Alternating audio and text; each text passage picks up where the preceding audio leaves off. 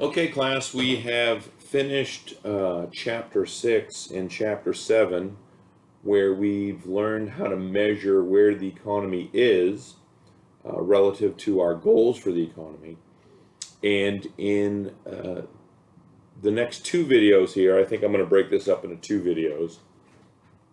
We're going to build our model that we're going to use to both show where the economy is currently relative to our goals, but also be able to make predictions about where the economy is going to go with, say, a change in the news or a change in some policy issues. But to do that, we're going to need to build a model that is going to allow us to make these predictions. Okay? And so we're going to do that starting with this video. Chapter 8 is over aggregate demand and aggregate supply. And just to kind of maybe shoot to the end here, a little spoiler alert, what we're going to do is we're going to build a supply and demand model very much like the ones you've used in 230 to predict prices and quantity. We're going to use the same type of framework to make predictions not about the price of apples or corn or whatever, but the price level of the economy. We're going to use this model not to predict the quantity of apples or corn that's bought and sold in the marketplace, but the quantity of real GDP produced by the economy. Okay, so that's that's our end game, that's our goal, to be able to make predictions about where the economy is going to go with changes. Okay, so we're going to start with aggregate demand. Okay, aggregate demand is the quantity of all goods and services demanded, and we're going to measure that in terms of real GDP at different price levels. Now, we're going to measure the price level with a price index. Maybe I should have put price index here, but one we often cite will be the consumer price index, which is a specific type of price index. Okay, so aggregate demand is the quantity of goods and services demanded measured with real GDP at different price levels using a price index like the CPI. Now, we tag at the end here, ceteris paribus. Ceteris paribus is a Latin phrase often used in the sciences that means all else equal. Okay? All else equal. So we're going to hold everything else that could affect aggregate demand constant. We're just going to look at the relationship between price level and the quantity of goods and services demanded. Nothing else. Okay? Just the relationship between price level and the quantity of goods and services demanded. Okay? Now we can depict this as a table, okay?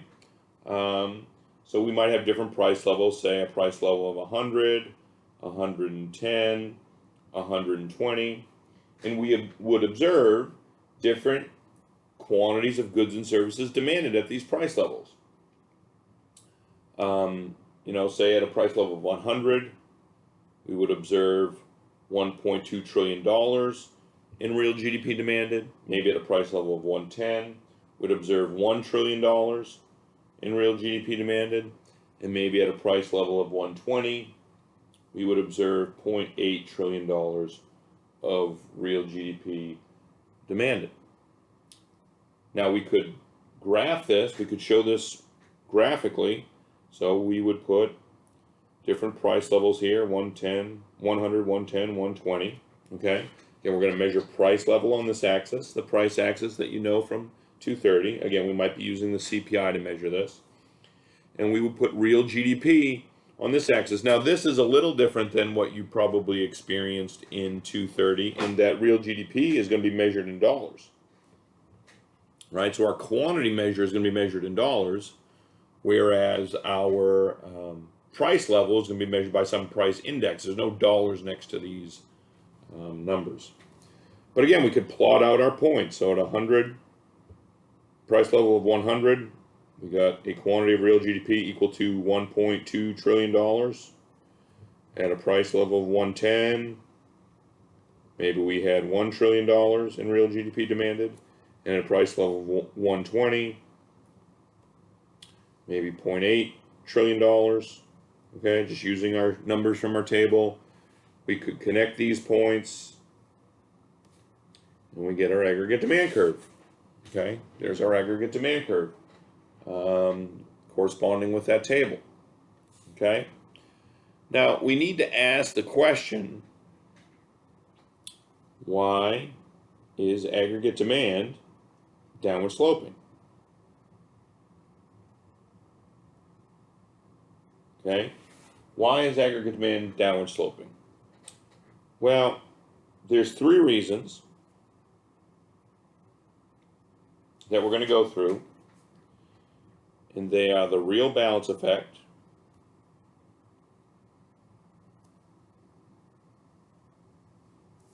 the interest rate effect,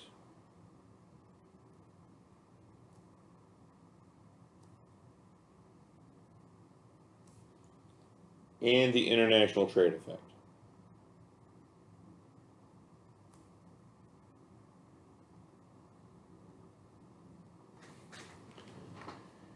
And actually, your book does a very good job with this, okay, in Exhibit 3, okay, Exhibit 3 of your book, okay.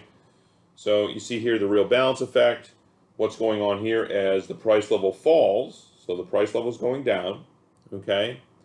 What happens to purchasing power, okay?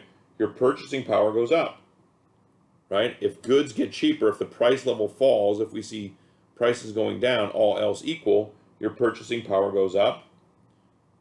So your monetary wealth holdings go up, and you can buy more, okay? So as the price level goes down, your monetary holdings become more valuable, you can buy more. And that works in the other direction, okay? As the price level goes up, right, prices get higher, your purchasing power is going to fall. Your real balances, right, imagine your bank account, you have a nominal balance of $100,000. Well, if all the prices double, the real value of your $100,000 has dropped, and you can now buy less. So we're going to move to a lower quantity of real GDP, from a higher level at 0.1 to a lower level at 0.2. Okay, your real balances have changed. There's also the interest rate effect. Okay, the interest rate effect. And this is basically the same thing except through an intermediary. Okay, so as the price level falls, your purchasing power rises. Okay, so there's less money needed to buy the same amount of goods. So in this first example with the real balance effect, you have more money, you want to spend it. But let's say you're not interested in spending your money. So if the price level falls, your purchasing power goes up, but you're not interested in buying more stuff. You're buying everything that you currently want right now. Well, there's less money needed to buy the goods that you want to buy, so you can save more. As you save more, and we'll talk about this more later in the semester, but the supply of credit rises, which causes interest rates to fall. So maybe a quicker way to remember this is when price levels fall, interest rates fall. Okay, real interest rates. Excuse me, nominal interest rates. Okay, but businesses and households at lower interest rates are going to borrow more. Maybe not you, but somebody else is going to borrow more at lower interest rates, means buy more goods. And this works in the other direction as well. Okay, so as price levels rise, your purchasing power falls. Okay, so you want to buy the same amount of goods you used to buy, but you can't afford that. So what are you going to do? You're going to need to borrow, right? You might need to use your credit card, right? So if there's more borrowers out there, interest rates are going to go up. Again, if you want to think of this more directly, increases in the price level will increase the interest rate. And when interest rates go up, businesses and households borrow less. So they're going to buy fewer goods. Okay, so you see this inverse relationship. The last one is called the the international trade effect. Okay, so here, if the price levels in the U.S. go up relative to foreign price levels, right? So we're looking at the U.S.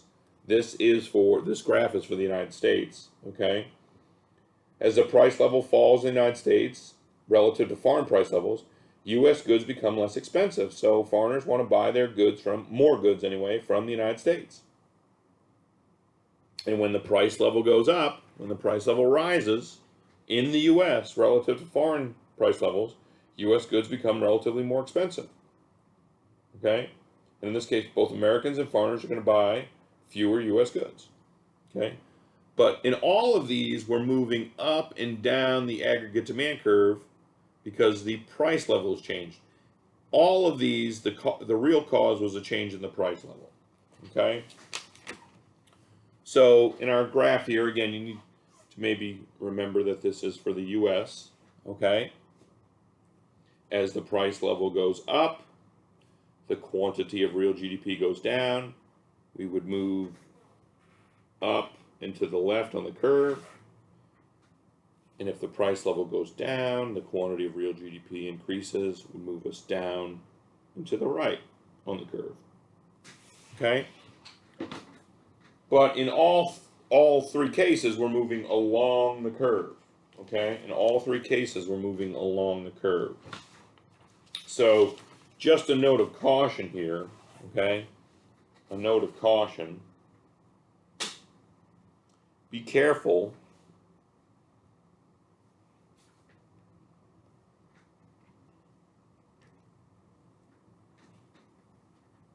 Be careful. A change in the price level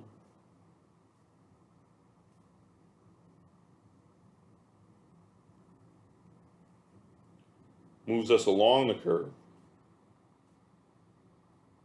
along the 80 curve. Okay? So here's price level, quantity of real GDP. Changes in the price level are built into that curve. So changes in this will change the quantity of real GDP by moving us along the AD curve, okay?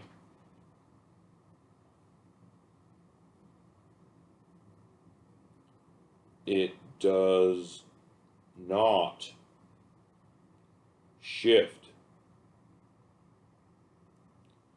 the AD curve.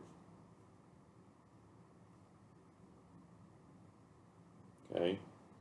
Changes in the price level do not shift the 80 curve, do not move the 80 curve. Okay? Now, your book also does a very good job with this in Exhibit 4, I believe it is. I've closed my book here. But there's a good, yes, Exhibit 4. They're going to go through a change in the quantity demanded of real GDP versus a change in aggregate demand. A movement along the curve is a change in the quantity demanded of real GDP. A shifting of the curve either to the right, which is depicted here, or to the left, which we'll go through here in a little bit, is caused by something else changing besides the price level. And we're going to go through that now. So it's important to know the difference between a change in the quantity demanded of real GDP, which is a movement along the curve caused by a change in the price level, versus a change in aggregate demand, which is a shifting of the 80 curve, which we're going to go through now. Okay? So this is B. What shifts the AD curve? What shifts the AD curve? Well, the short answer is anything that changes aggregate expenditure. Okay? Remember aggregate expenditure? Anything that changes aggregate expenditure besides the price level.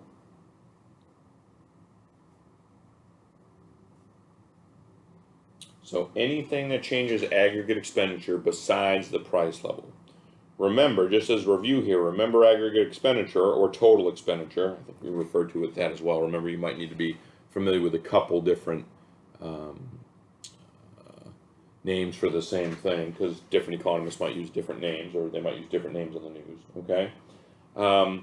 But aggregate expenditure equals consumption, investment, government spending on goods and services, right, not transfer payments, plus net exports, okay?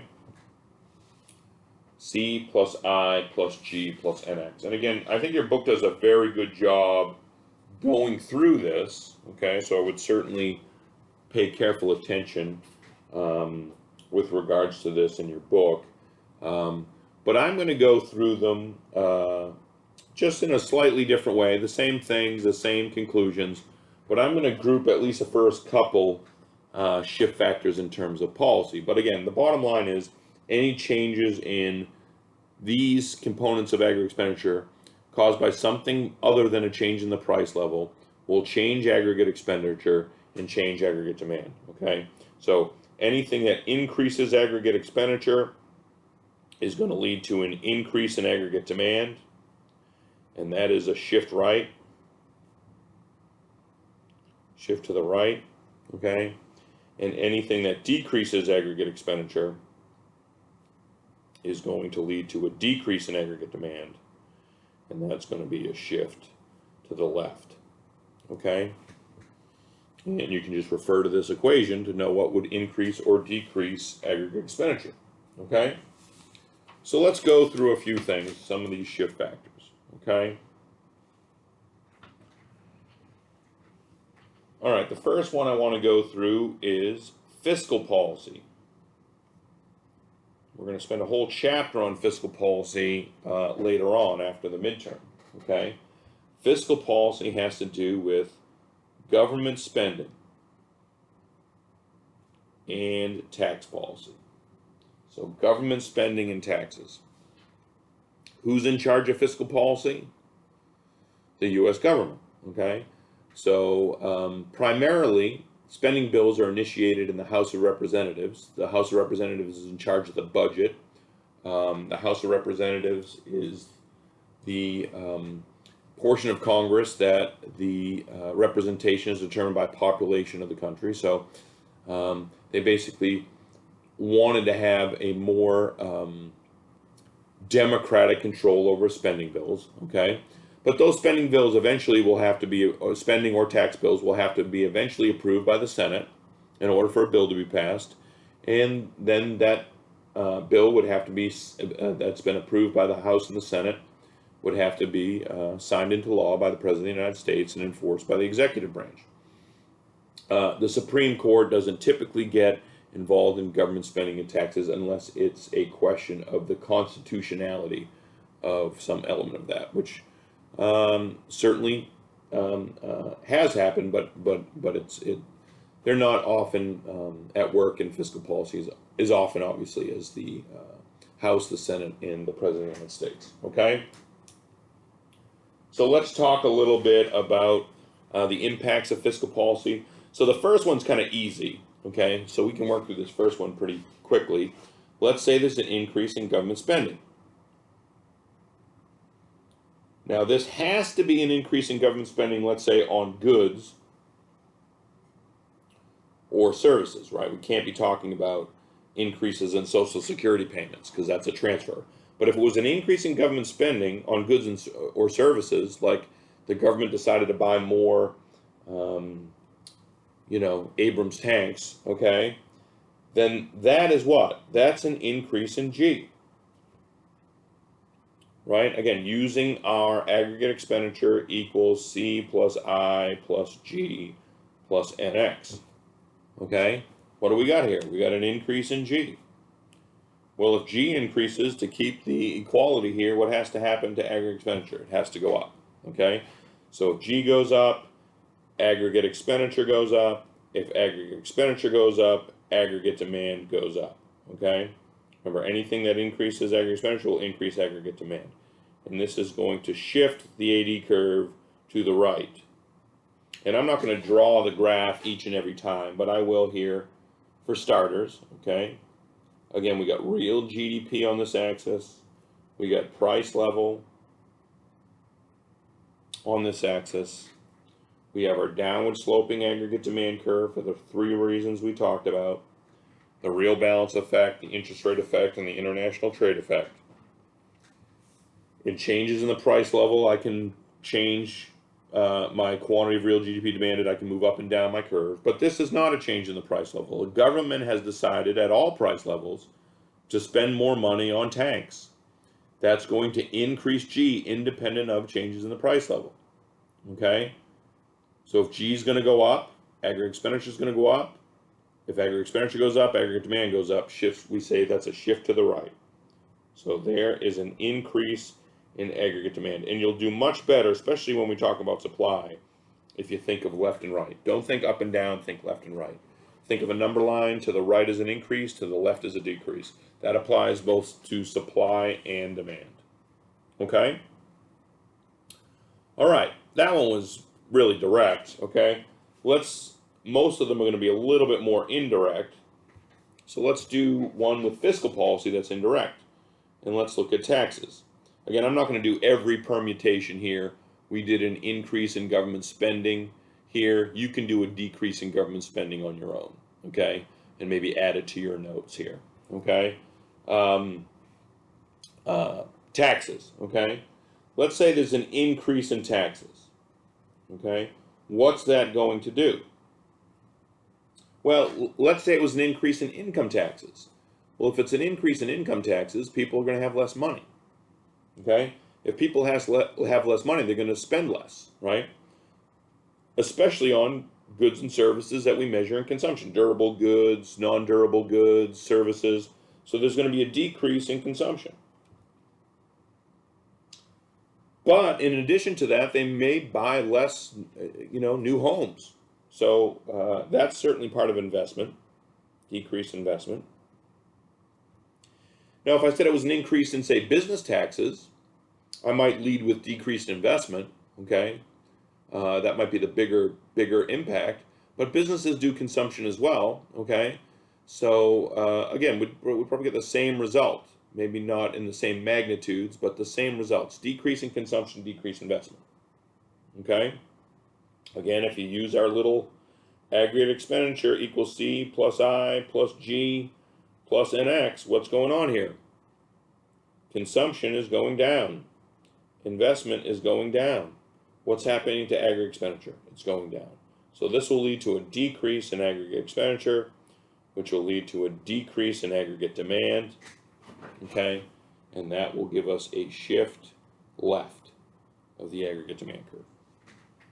Again, we're not going to draw this every single time as we go through our notes today, but I'll draw this one. So here's real GDP. Here's the price level. Okay, here's our downward sloping aggregate demand curve. Any changes in the price level I can deal with by moving up and down my aggregate demand curve. But this is a change in taxes independent of a change in the price level, okay? So consumption and investment are going down independent of changes in the price level. That'll decrease aggregate expenditure, which will decrease aggregate demand, shift it to the left. So we're shifting it to the left at every single price level. It has moved to the left. Okay, again, think left and right, not up and down. All right, and you can do a decrease in taxes on your own, okay? So I'm not going to go through every permutation. You can add some of these to your notes. In one, I know some of you aren't thrilled with online learning, and there's certainly challenges, but one advantage here is you can pause the video here as opposed to pausing a lecture, and you can go ahead and add that iteration to your notes right now. It'll fit right in here. Okay? Okay, so that's fiscal policy. Fiscal policy is controlled by the government. Okay? But there's another policy tool that we have that is often used. In fact, it's probably more often used in terms of managing the position of the macroeconomy. And that is monetary policy. Okay? Monetary policy. Now, when monetary policy is talked about in the news, right, when you hear about changes in monetary policy, okay, they're usually talking about changes in the interest rate by the Fed. Okay? Put Fed in quotes here. Okay? When they say the Fed, they mean the Federal Reserve. Okay? And I'm going to use the word Fed or the nickname Fed for the Federal Reserve. But don't confuse this with the federal government. The Federal Reserve is not really part of the federal government. I mean, it has points of connection, but it's largely an independent body from the federal government. It can make decisions independent from what Congress wants or what the president wants. So when you hear on the news there's been a change in monetary policy, they're talking about changes in the interest rate made by the Fed. But that's also not entirely accurate, because the Fed doesn't control the interest rate directly. What they do is they control the money supply. So monetary policy is really about changes in the money supply. Okay? That's what has really happened when the Fed changes policy. They've changed the money supply. In fact, that's why it's called monetary policy, right? You can see the word money, right, in there, M-O-N-E-Y, okay? So monetary policy is about money policy. What is the Federal Reserve doing with money policy, okay? So let's talk about that. All right, there's what we call contractionary monetary policy, which is when the Fed increases the interest rate. Now, that's what they're going to tell you on the news. The Fed increased the interest rate today. But what they really did is they manipulated the interest rate upward by decreasing the money supply. And we'll talk more about this in our monetary policy chapters towards the end of the semester. Okay? But the Fed is increasing the interest rate by decreasing the money supply. Well, what happens when interest rates go up? It's more expensive to borrow. When it's more expensive to borrow, people don't borrow as much. And if they don't borrow as much, they don't spend as much. So you're going to see a decrease in consumption. Now, this is typically going to be on bigger ticket items that people tend to borrow for. Okay? Things like automobiles or washer dryer sets or things like that. But with the prevalence of credit cards, I mean, in one sense, people borrow to buy fries at McDonald's, right? When you use your credit card, I'm not talking about a debit card here, but if you're using a credit card to buy French fries at McDonald's, you're borrowing the money, you know. And if you need to borrow the money to buy fries at McDonald's and the interest rate doubles, you might be less likely to do that, okay?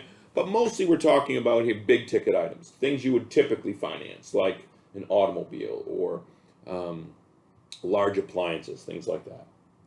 But again, one other major area that it's going to affect for households is their ability to buy a house. If interest rates are higher, they're less likely to buy a house. And if it's not a new home, then they're not investing, right? Because new residential housing is considered investment, okay? But also businesses. Businesses have to borrow all the time, okay, to finance large projects. EKU has had to borrow to finance projects to build new dorms or new dining facilities, okay? Well, if interest rates are really high, they're less likely to engage in those projects, so investment goes down, okay? So increases in interest rates caused by decreases in the money supply will decrease consumption and investment, and using our equation, that'll decrease aggregate expenditure, which will lead to a decrease in aggregate demand. Shift which direction? Say it out loud. Hopefully you're right, okay? Shift to the left, okay? A decrease in aggregate demand is going to shift the aggregate demand curve to the left. I won't depict this. We've already shown this, okay? Shift the aggregate demand curve to the left. And I will do the converse here, okay? Just so you've seen it, okay? A decrease in the interest rate. So if the news announces that the Fed decreased the interest rate, the Fed didn't really decrease the interest rate directly. What they did is they increased the money supply. But if they increase the money supply and interest rates go down, right, people are going to spend more on those big ticket items, those durable goods, okay, those new cars, okay, but they also might be more likely to buy a home. But businesses are also more likely to invest in inventory or new physical plants or whatever, okay? So that's going to increase aggregate expenditure, which will increase aggregate demand, okay? shift to the right. And again, I've already depicted this. I won't draw it again, but increase aggregate demand shifted to the right. Okay, so we've talked about the two policy initiatives that could change the position of the aggregate demand curve: fiscal policy, controlled by the federal government; monetary policy, controlled by the Federal Reserve. Now let's talk about some other things, not policy related necessarily, that could also change the position of the aggregate demand. Okay, and that would be changes in real income / wealth, real wealth. Okay, remember, income and wealth aren't exactly the same, but you know, they're often related. Okay, we talked about that earlier. That's from a household perspective, but from a firm's perspective, maybe real sales or profits. Remember that symbol pi is symbol for our profit. Okay, well, if people experience an increase in wealth or an increase in income, they have more money, right? If they have more money, they're going to spend it. They might buy a new car. They might buy a new house. Okay? That's going to increase aggregate expenditure, which we know increases aggregate demand, shifts it to the right. Okay? Similarly with businesses, okay? If there's an increase in their sales, okay? You know, when colleges moved to online, Zoom saw I think they beat their market expectations in software sales by 4 times or something like that. Okay, so increased sales or increased profits, right? If businesses have increased sales or increased profits, what are they going to do? Well, for businesses, maybe we'll reverse the order, right? They're primarily going to invest, right? 70% of profits are kept as retained earnings, right? They don't put it in their pocket. They put it back into the business. They buy more equipment. They buy, you know, trucks. They buy machinery. Okay. But businesses also do some consumption. Okay. All of these things are going to lead to increased expenditure, which is going to lead to increased aggregate demand, shift to the right. Okay. Again, the converse of this you can work through on your own. You can pause the video now if you'd like, and put the opposite down in your notes. Okay? But these are changes in real income or wealth or real sales and profit. Something interesting about economics, okay, is that you can also see changes in people's behavior just by changes in expectations. So change in expectations. What people think is going to happen, okay? If, let's say, people think, and I'll do the reverse, let's say we think that we're going to see a decrease in our wealth. I should put expected here. A decrease in expected wealth or decrease in expected income. Let's say, for instance, you know, I think I'm going to lose my job. It hasn't happened yet, but I think there's a good possibility because of the conditions in the market, I might lose my job. Well, if I think I might lose my job, what am I going to, this is just an expectations, but what am I actually going to do? I'm going to decrease my consumption, right? I might not buy that new car. I was thinking about moving into a new home. I'm not going to do that, okay? So even though this is just an expectation, consumption and investment have actually gone down. And so that would decrease aggregate expenditure and decrease aggregate demand. It would really shift the aggregate demand curve to the left. Shift to the left. Now, nothing's happened yet. And what if I don't lose my job? You know, well, once I'm stopped worrying about it, now I expect my incomes to be higher than what I expected them to be. Okay, so maybe I'll start spending again.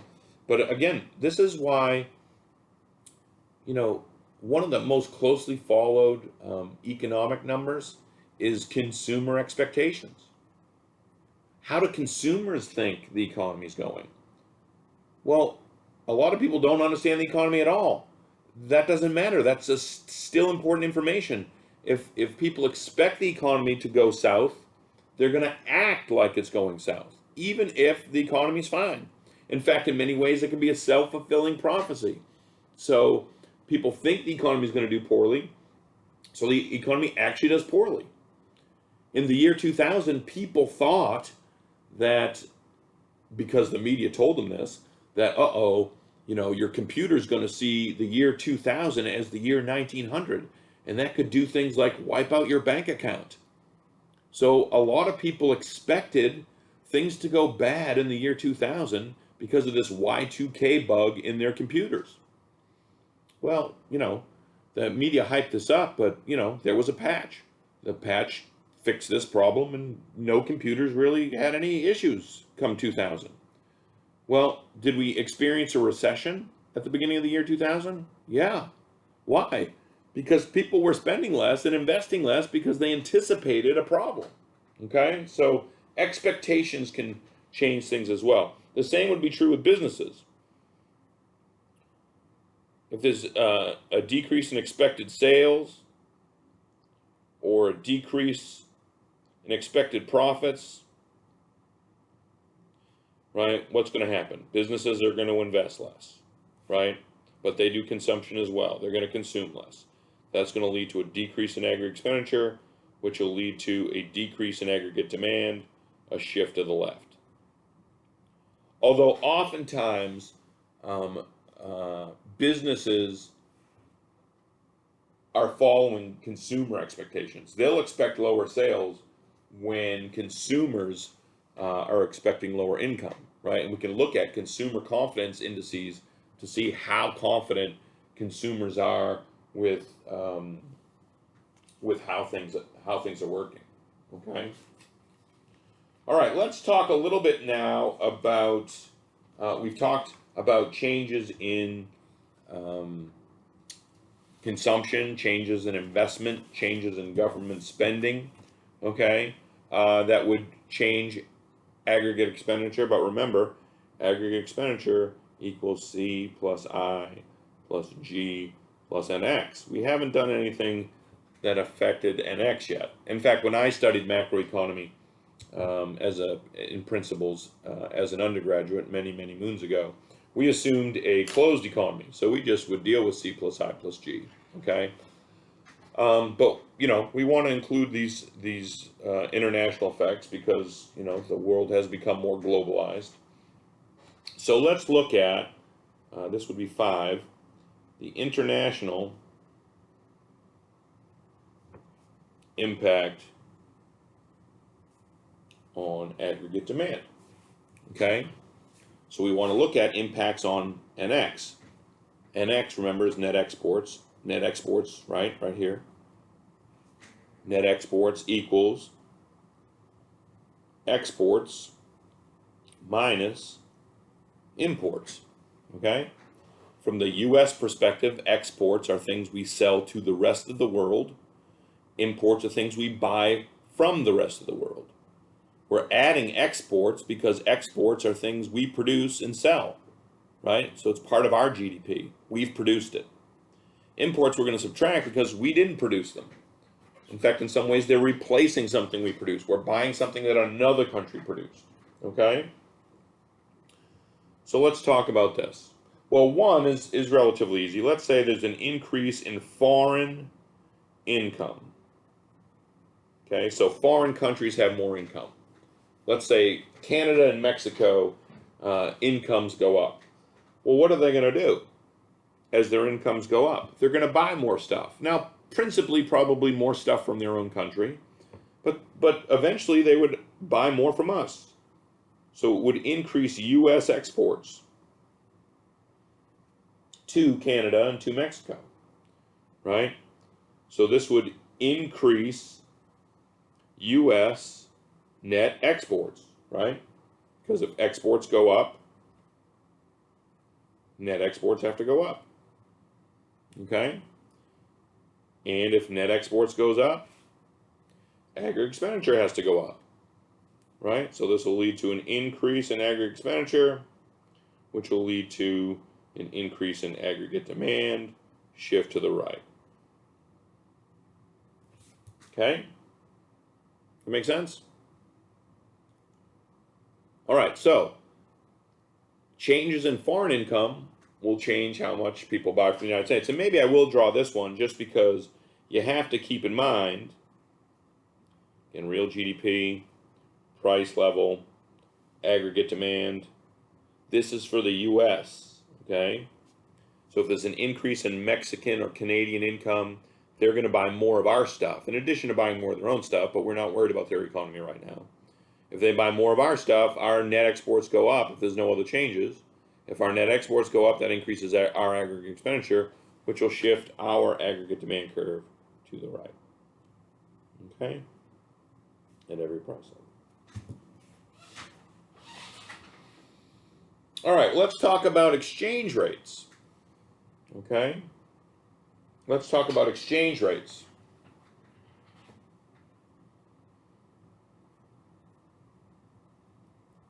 Right, if you want to buy something in Canada, you can't use US dollars. You have to use Canadian dollars.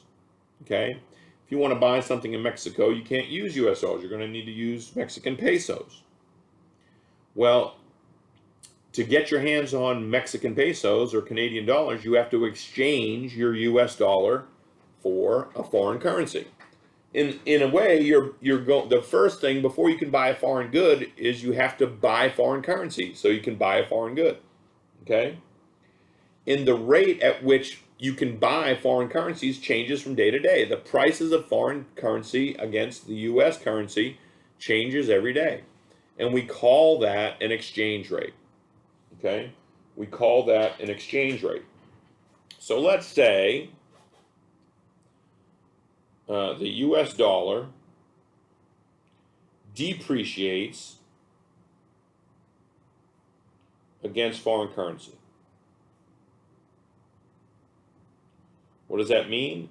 It means the dollar is going to buy less foreign currency. Okay?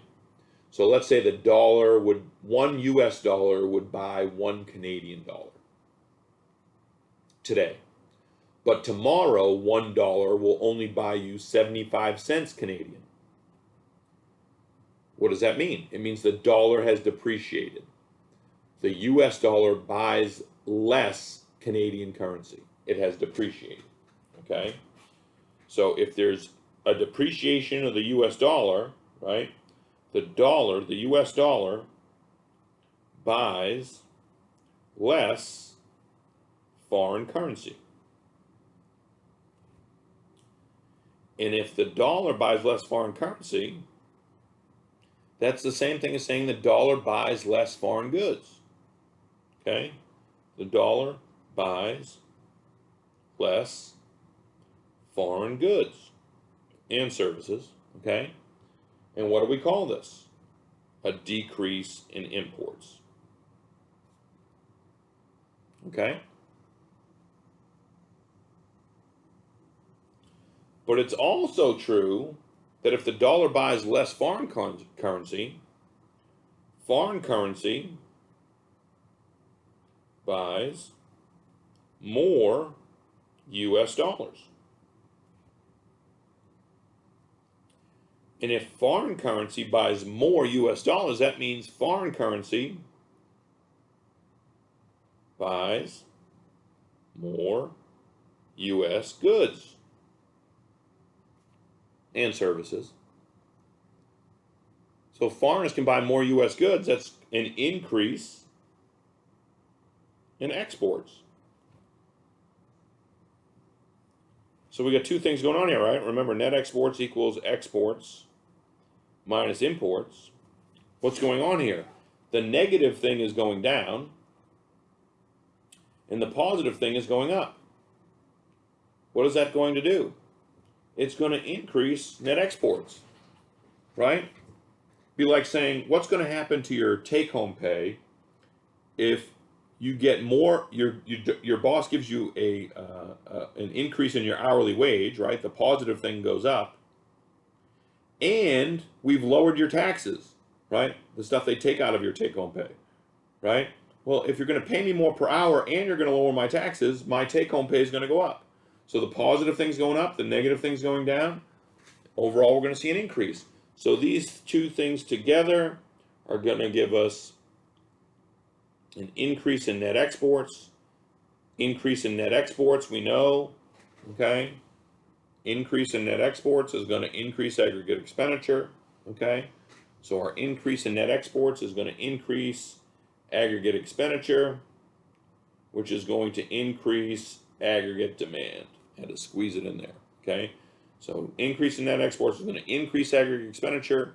It's going to increase aggregate demand, okay? The increase in aggregate demand is going to be shown by a shift to the right of the aggregate demand curve, okay? So the dollar depreciating against foreign currency sounds like bad news, actually is good news in terms of our net exports. Now, the underlying reasons why the dollar has depreciated could be bad, and we're going to talk about that at the end of the semester. But just in terms of the depreciation of the dollar's impact on net exports, it'll increase net exports, okay? How about if the dollar appreciates against foreign currency?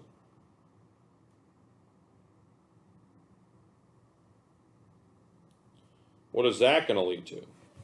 Again, I'm going to leave that to you, okay? So again, you can pause this video and put into your notes what will occur if the dollar appreciates against foreign currency. The dollar buys more foreign currency. And you can go through the same process here. It'll just be in reverse. Okay? All right, so now we've gone through aggregate demand. We've built an aggregate demand curve. We've talked about why it's downward sloping and how changes in the price level move us along the curve. Okay? We've now talked about all the things that'll shift the aggregate demand curve. And hopefully those of you that have had 230, principles of micro, see the parallel with what you did with demand curves in 230. Okay? So we've built an aggregate demand curve, we've moved up and down a demand curve, we've shifted a demand curve to the left and right. We've done the same thing here with aggregate demand. So we're now going to move on to supply, okay?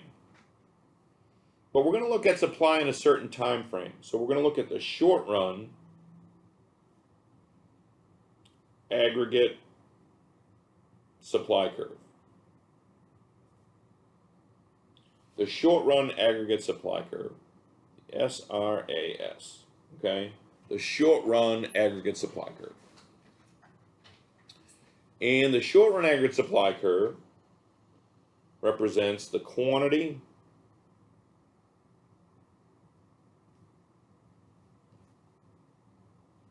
of all goods and services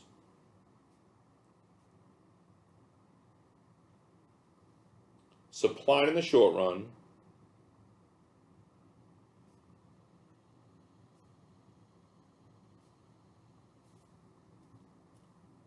at, and we're going to measure those goods and services again with real GDP, okay, at different price levels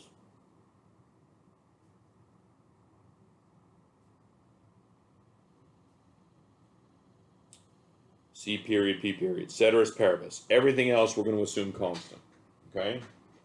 Everything else we're going to assume constant. All right, so what is the short run? How is that different than the long run, which we'll talk about later? Well, to be considered in the short run, we're not going to talk about a time scale, okay, like 6 months or less or something like that. You're in the short run when the short run assumptions hold, okay? Well, what are the short run assumptions? Okay, you're in the short run when the short run assumptions hold. What are the short run assumptions? Well, the first assumption we're going to make in the short run is the price of goods and services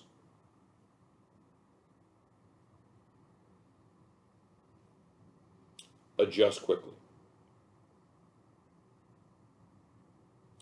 It doesn't take any time for prices of goods and services to change, right? I mean, you can see this with gas prices. You could drive into school today and the price of gas is, you know, $1.97 a gallon, and when you turn around to go home, it's $2.05 a gallon. Okay, so the price of goods and services adjusts quickly. It doesn't take any time at all to change prices. When I was a lot younger, I used to work at a grocery store, and one thing I would do is change prices. So the manager would tell me, okay, you need to change the price of these soups, and it'd give me a list, and I'd have to go out into the aisles and find these soups, and I had a Windex bottle with a rag and a price stamper, and I would spray the top of the can and erase, you know, the price, 29 cents, and with my Windex bottle and rag, and then I would dry it off and stamp a new price, you know, 35 cents, okay, or whatever it was, all right? And it probably took me a couple hours to do all the price changes he wanted, okay? So in the whole scheme of things, a couple hours isn't really that long, but compared to today, it's probably 2 hours longer, okay? All they would have to do at Myers today is change it in the computer from 29 cents to 35 cents, hit enter, and it's done. Maybe they run a sign out there and change it, but they'll usually just put one sign. Take you 5 minutes, okay? So we're going to assume that the prices of goods and services, if firms want to change those prices, they can change them like that, okay? That was a snap of the finger, okay? They can change it like that, okay? Very quickly. But we're going to assume the price of inputs are fixed, okay? Inputs, the things you use to make stuff, like labor, right? If I'm making Coca-Cola, it would be the price of my labor, the price of my corn syrup, the price of my filtered water, the price of my plastic bottles, the price of my labeling, right? The price of my advertising. Those are the inputs to make a Coca-Cola. We're going to assume in the short run those prices are fixed. Why? Because they're fixed by contract, right? Employees like to know what they're going to be paid. I've signed a contract with EKU. I know exactly what they'll pay me for the entire year. They can't change it, and I can't change it, okay? So it's fixed by contract. And the last assumption is potential GDP, right? Our potential GDP, what we could produce if we produced efficiently, is fixed in the short run. Okay, so that's just to say we're going to look at the short run assuming there's no major changes in productivity. Okay, if there are changes in productivity, we're going to have to change where our curve is. Okay, all right, so just quickly here, okay, we're going to have a short run aggregate supply curve. If we were to show this in a table, okay, you would have price level, maybe measured with the CPI, okay, and you would have the quantity of real GDP supplied,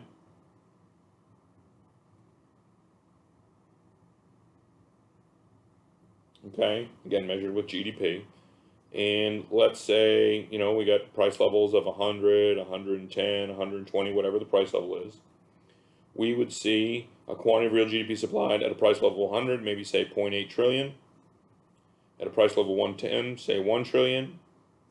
At a price level of 120, say 1.2 trillion. Again, I'm making these numbers up. But it would have to conform to this, and we'll explain why. Okay? Oops, I'm sorry. So we could write our price level, 100, 110, 120, different price levels. We'd get a quantity of real GDP of, say, 0.8 trillion, 1 trillion, 1.2 trillion. We'd put price level on this axis. Quantity of real GDP here, we can just put real GDP. Again, this is the U.S. economy. Price level of 100, price level of 110, price level of 120. At 100, we might have $0.8 trillion in real GDP produced. At 110, we might have $1 trillion of real GDP produced by producers. At a price level of 120, we might have $1.2 trillion worth of GDP produced, and we would get an upward sloping short run aggregate supply curve that looks like that. Okay, so we should get an upward sloping short run aggregate supply curve. All right, if we collected these numbers in the real world, we should get something that looks like that. As the price level increases, the quantity of real GDP increases. Okay, this is a positive or direct relationship, as opposed to a indirect relationship like we saw with aggregate demand, or an inverse relationship rather. Okay, with aggregate demand, increases in the price level decreases the quantity demanded, but now increases in the price level are going to increase the quantity supplied. Why is that? Okay, so we need to discuss that. Why is short run aggregate supply upward sloping?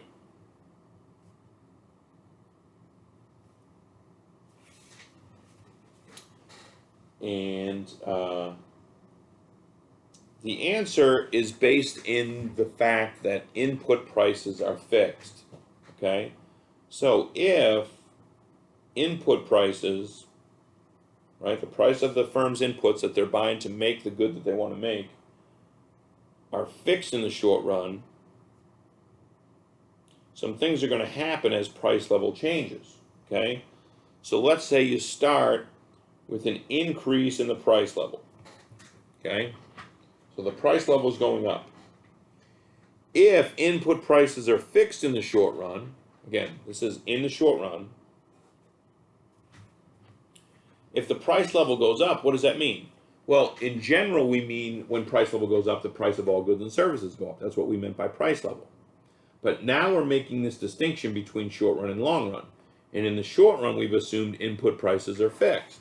So that means if the price level goes up, there's going to be increase in the price of the goods and services firms sell, right?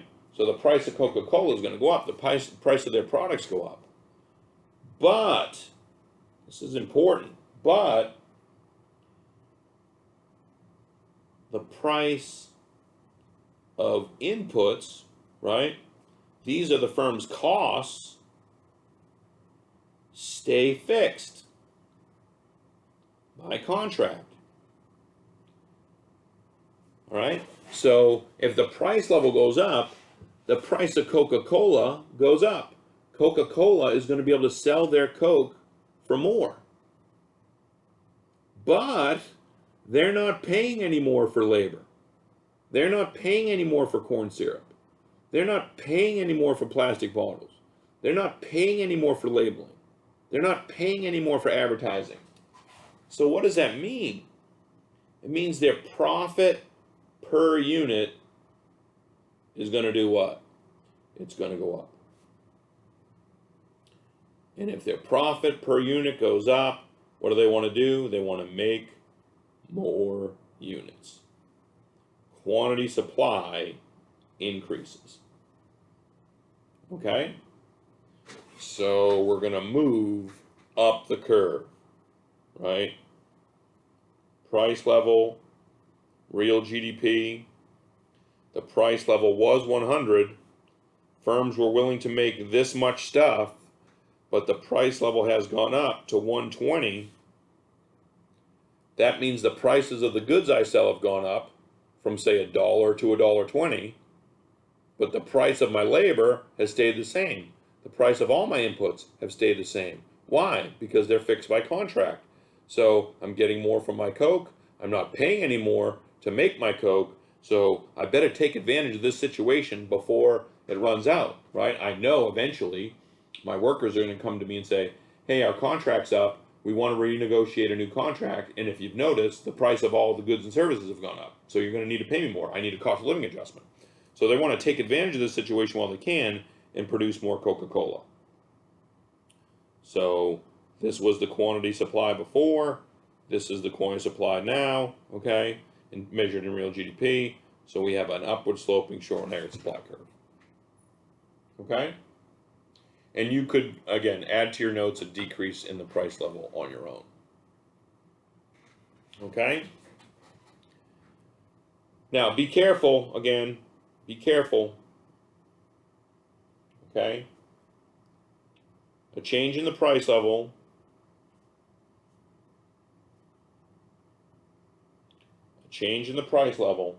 okay, moves us along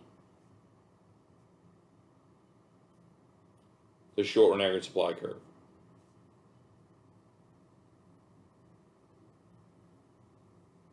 Okay, it's built in. So as prices go up, as prices go down, we can move along the existing short-run aggregate supply curve, right? Changes in the price level are already built in, okay? Changes in price level does not shift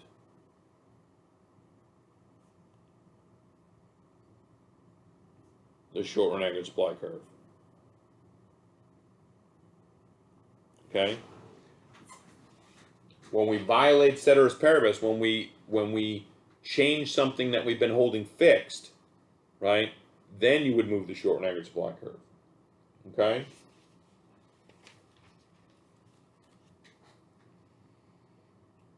So what shifts the short-run aggregate supply curve? The short answer is, so what shifts the short-run aggregate supply curve? The short answer is anything that changes what we are holding fixed in the short run. Okay? So we're holding it fixed. If it changes in the real world, then we need a whole new short-run aggregate supply curve. Okay? Well, what are those things? We already have our list, right? They're nominal input prices.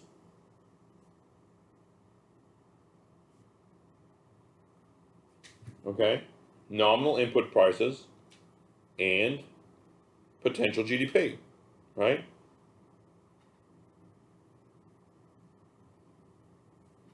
Those are the two things that we're holding in the short run. If you go back and look at our short run assumptions, what are we holding fixed? Nominal input prices and potential GDP. Okay? So let's do nominal input prices first. Let's say there was an increase in the nominal price of labor. Well, we know labor is an input. Okay? If there's an increase in the price of labor, that's going to make buying labor more expensive. Okay?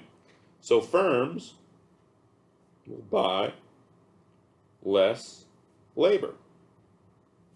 If they have less labor, they're going to be able to produce less stuff. That'll decrease, okay, the short-run aggregate supply. Okay? Will decrease short-run aggregate supply. And that will be shown with a shift to the left. Okay? That'll be shown as a shift to the left of the short-run aggregate supply curve. Okay? So price level, real GDP. Here's my short-run aggregate supply curve. I assume that input prices are fixed. Nominal input prices are fixed, but the nominal price of labor has just gone up. That's going to allow me to buy less labor as a firm, so I'm going to produce less stuff. It's going to shift my short-run aggregate supply curve to the left. At every price level, I'm going to produce less stuff. Okay? How about a decrease in the nominal price of crude oil? Okay? Is crude oil an input to the U.S. economy? It sure is. Now you might say it's one of the most important components of gasoline. Yeah, and we buy gasoline as consumers, okay? But how's that affecting production? Well, every product that's produced, in order for it to be sold, just about every product needs to be shipped. And crude oil is also used to manufacture diesel, which powers our trucking fleet. Okay? It powers our super tankers, okay, that ship stuff across the seas. It also creates jet fuel, which transports things in the air. So crude oil is an input through diesel fuel, through jet fuel, okay? So it has to be an input that's big enough to affect the whole economy. Labor is certainly big enough to impact the whole economy. Crude oil would be big enough to impact the whole economy, okay? So a decrease in the nominal price of crude oil, okay, that's a decrease in an input price, right? So it's going to increase the short run aggregate supply. If an input is cheaper, I can use more of it. It'll increase my production. This will shift short run aggregate supply to the right. SRAS 0, price level, real GDP. Price level hasn't changed. Crude oil prices have changed. That's different than price level. It's not the overall level prices of everything.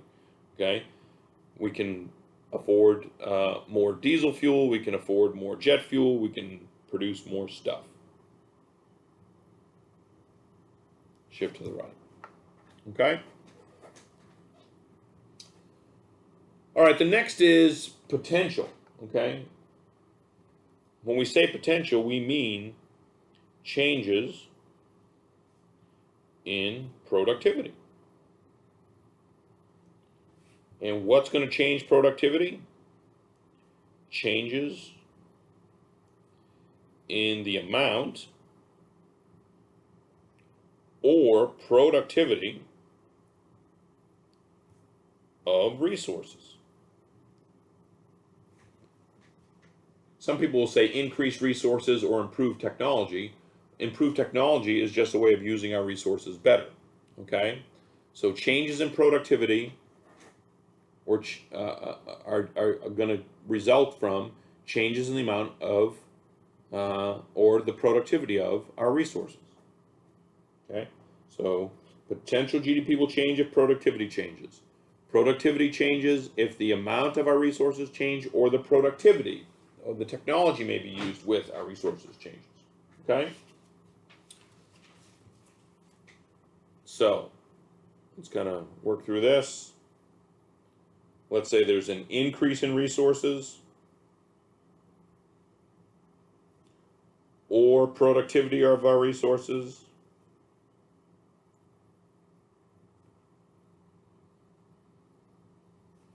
Okay? Or sometimes it's just referred to as a beneficial supply shock. Something that's happened to improve our potential. Okay? Like if we were in a more agrarian society, if it was just an absolutely wonderful growing season, that would be a beneficial supply shock. Okay? All these things, okay, are going to increase short run aggregate supply, shifted to the right. Okay? Increase short run aggregate supply, shifted to the right. Okay? And I will put the converse up here, okay? Because I want to work for an example. So decrease resources or productivity of our resources.